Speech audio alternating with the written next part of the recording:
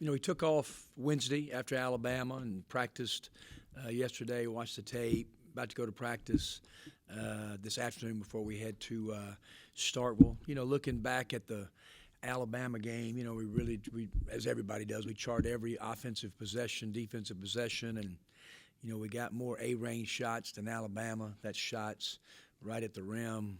I thought maybe a couple late shot clocks, but unbelievable looks from three, and just our inability to kind of make shots that I think are good shots for our team, and we'll keep encouraging our guys to take. Look forward to the biggest game on our schedule every year, twice, and going to Starkville, obviously a nationally televised game, CBS, and obviously Bill Rafferty and Jay's doing the game, and I think Jay's looking forward to seeing the rivalry. And I told him it's one of the most heated rivalries in all of our country in any sport that we play. I know they'll have a great crowd. I know our guys are looking forward to it. Chris has done a really good job with his team. They're like us. They've played two top 10 teams, the same opponents that we have. And I know it's a big game, kind of both teams looking to get into a win column to kind of get their SEC wins and season underway. Talked about looking at the Alabama game and charting offenses up, but what did you maybe notice when looking back that maybe was lacking that y'all had at the start of the Tennessee game to kind of have that quick start? Yeah, I didn't think we had the physicalness defensively that we did against Tennessee. I didn't think we guarded with a presence that we had. Give Alabama credit. They're a shot-making team, and even some guys that had been struggling made some shots in that game. And then I think we let our inability to make some shots affect how we played. Now, the second half, we were better offensively, scored 39 or 40 points. But we've got to be able to, I thought Deshaun and Matt, Miles had great looks, like I said, shots around the goal. Now, Alabama has a great length about them around the goal. But I just thought our physical presence defensively. Now we get 17 offensive rebounds. We out-rebound one of the best rebounding teams in the league by 10. So our effort was there from a glass standpoint. We've got to have guys to make shots. That's what it's all about, especially play teams like Alabama. You're talking after the last game about Deshaun Ruffin, having to put him in against Memphis to kind of get his feet underneath him, and said that there were probably some disruptions kind of looking back on it. What would you like? Were those kind of said disruptions, and were there any kind of regrets kind of looking back on it? No, not at all. I mean, it's just the timing of him, of his coming back, and not a lot of practice time, and so we knew it'd be kind of some bumps and hurdles, and but you would hopefully that we'd had a couple more wins, and we haven't gotten those, and so I just think our team with just needs to gain a maturity about it, and so, it's something we're still trying to figure out. We're going to get to about 9 guys and really try to play them. And I'm going to start Theo against Mississippi State. I think he's really played better, has become a really consistent practice player. And then kind of make some decisions at the point guard position based on today's practice, what we see. You kind of mentioned also that you hinted again at Miles possibly playing at 4 and putting another shooter in 4. Do you feel like with this matchup, this is a matchup you could probably see that? Yeah, you can. I mean, they can play small at the 4, and and they play some different guys at the 4. And but I think Miles and we've talked about it, and I think that's something that he can do. And so we've looked at it yesterday in practice. Look at it more today in practice that we can play some conventional bigs, but kind of play more of a 3-guard offense, which we do at times anyway, and then move Miles to the 4 because he is our best rebounding kind of forward on our team.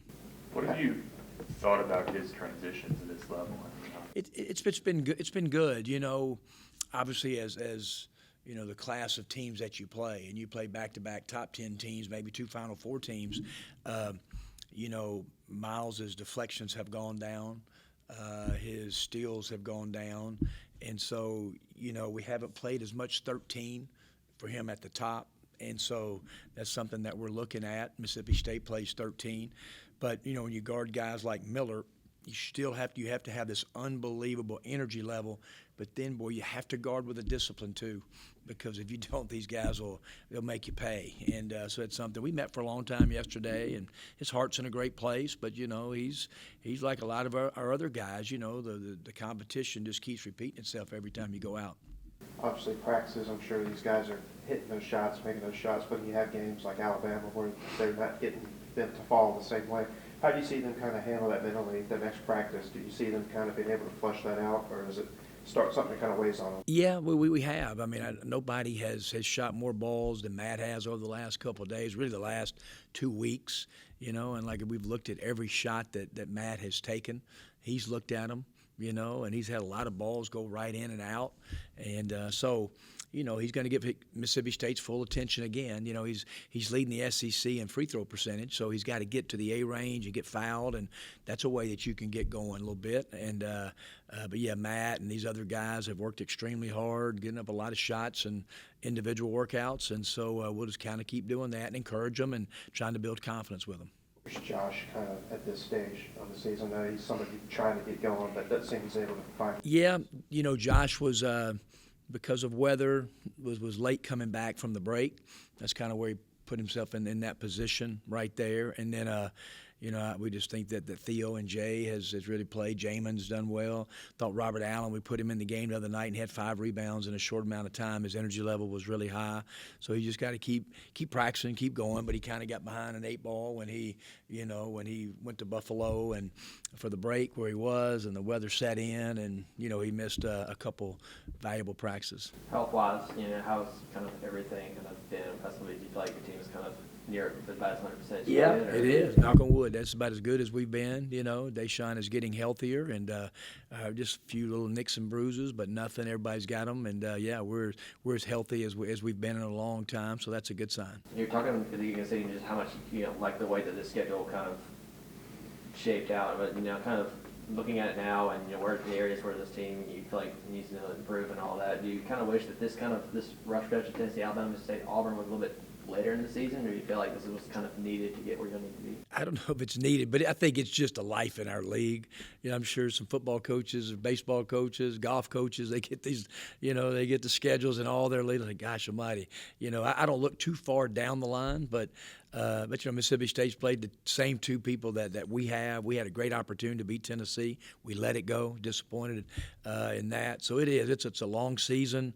You look at all the conference schedules. You kind of tune into some Big Ten games last night. You look at records and some really, really good teams in the ACC, maybe 1-3 or 1-2. You just got to keep fighting and going. There's some great opportunities out there. It's a great net game for both teams and for us especially. And so, it's just kind of what it is. But we need to get into a shot-making team. I mean, we can do all the preparation you want to make, but you've got to make shots. You've got to make shots. You got to finish balls around the goal. And Mississippi State's a really good defensive team. They're a really disruptive team. They'll play 1-3-1, 2-2-1, bunch of switching, bunch of trapping around the goal. So they make you play in an unconventional way. And so our team has to really play with ball security, but get downhill when you get opportunities. You got to take advantage of it, and then we've got to keep trying to be a good offensive rebounding team. And when we offensive rebound, score. A lot of times we've offensive rebound, and they don't go right to scores. And lastly, what we need to really improve on is us in transition. We've been out in transition, and our points per possession is not very good. And so we've turned it over in transition with numbers on the break. And so we've got to do a better job when we're in transition, create more of those opportunities, but to be able to finish and make open shots when we get them. TJ's gotten the nod his first 2 games. You mentioned how he's played in practice. What have you seen in practice that then he's not kind of able to carry over into those games? Yeah, TJ was 0 for 7 the other night, and he had some shots. I think Alabama's length bothered him a little bit, and he's just got to keep doing what he's doing. We'll make our decision whether it'll be him, Amari, or Deshaun. And could even go like with a smaller lineup, if we wanted to. So he's just got to keep practicing. That's the maturity level of just bringing it every night, every day in practice, and then it's going to click for him. He's going to have a big game shooting. He's had some of those, and we just need to have more guys on the same night. Matthew, Deshaun, Amari, TJ, all kind of get it going on the same night, and that's when your offensive production will go up. Obviously not new to this rivalry with you as a player and then your dad coaching there. Any particular special memories kind of this rivalry between y'all two and particularly in Starkville? Yeah, I mean, I've grown up in it. I've 60 years of it. I mean, I've just, my dad, he was a high school coach, it's just something that the game has meant a lot to us for a long, long time, and, it's kind of, funny, my dad grew up in as a player in the 50s, and I was a player there, not a very good player, but I was a player there, and got my master's as a graduate assistant. But it's a game that, I have a ton of memories about Ole Miss and Mississippi State, and now on both sides. And I've always said that nobody wants to beat Mississippi State more than I do, and my dad's a big Rebel fan tomorrow, but he has a love for Mississippi State, and that's, but it's a unique rivalry. I know Clark Kellogg did the CBS game my first year here, and he, obviously Ohio State, Michigan rivalry, the whole deal. And I said, Clark, you're fixing to see something. It really is. It's a hatred in this rivalry. It just is. And after the game, it was a great game. We won the game. And he says, Kermit, I've been in a lot of rivalry games on CBS. That's one of the most heated matchups I've ever seen. I said, it's like that in every sport. It means a lot in our state. So it's a big day for both schools, and we look forward to playing a really good team tomorrow. And lastly, your familiarity with Chris Jans, and just kind of the coaching spirit. What kind of makes this team so really tough to go up against? Chris has been a really good coach for a long time, and junior college level, Division I level, assistant coach.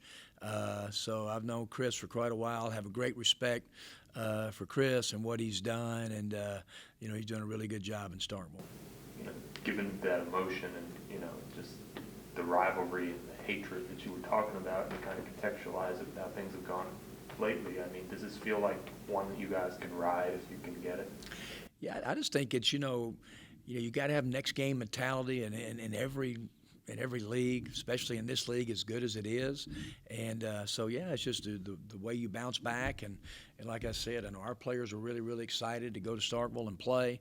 It's a game that we look forward to. And but besides the rivalry game, yeah, it's a big game to try to get yourself back in a win column after playing two really, really good teams. Play another one on Saturday. And so I think it is. It's a huge game for both teams. Any questions in the room before we see if the Zoom has any? All right, we'll go ahead with you, John.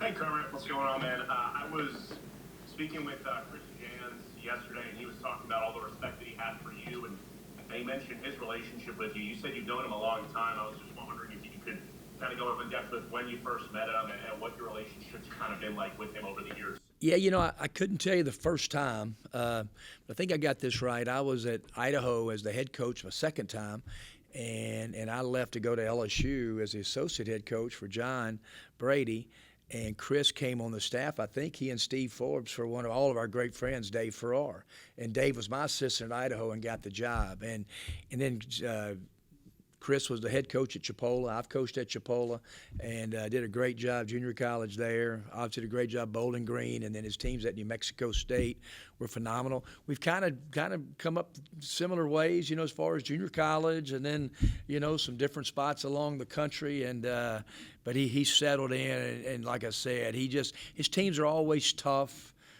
They play the right way, they play with a great energy level and physicalness. And like I said, there's a lot of respect. I know he wants to beat us as bad as we want to beat them, but there's a mutual respect for how he coaches the game and how their players play. And have you spoken to him at all this week about the rivalry, recently in the last week or so? Not at all. I think we both had our hands full with Tennessee and Alabama. So I'm sure I'll shake his hand before the game, and he'll wish me luck, and I'll wish him luck. And obviously, we don't mean that at all, So, but we will. And but it is. It's he's done a really good job, and but I know it'll be a heated game tomorrow. Any other questions from the Zoom? Yes, Coach, can you just talk about the strengths and weaknesses that you've seen so far from the Mississippi State team? Strength is defending. They're long. They play very hard. DJ Jeffries and Matthews are two of the best defending forwards, I think, anywhere in the country. They've got great energy. They mix their defenses up very well. Tulu Smith is one of the very best low post scorers in our league and in the country. He's got great hands, quick to the bucket. I know he fought some injuries last year, and when he's healthy like he is right now, he's a problem for everybody. So they brought in two really good transfer guards that have had great careers at other schools and playing very well. So they've got good depth, good team. So I see a lot of strengths on Mississippi State's team. Coach, and one question about Deshaun Ruffin. Obviously, he's been playing the whole year with that knee brace. Do you envision that brace coming off anytime soon, or do you think that's holding him back in any type of way?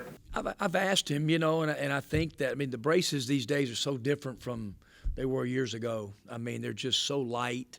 I'm not saying it's the most fun for him. I think mainly right now, kind of in the period of time of when his surgery was, I think more than anything, it's a preventive thing in case he has a tough fall, or some kind of deal that it helps. And so I think he's gotten used to it, and I don't envision him playing with it the entire time. It may be the rest of this year, but it's something that he's gotten used to. He does it every day. But the braces are, in this time, so much lighter and forgiving than, in fact, I was talking to Robert Allen about his brace, and he says, Coach, I love my brace, because it just gives him a confidence that if something does kind of, go a little jar or nicked up, that it's going to help him and do some preventive things that'll keep him on the floor. All right. Thank you, Coach. All right. Thank you, guys. Thank you.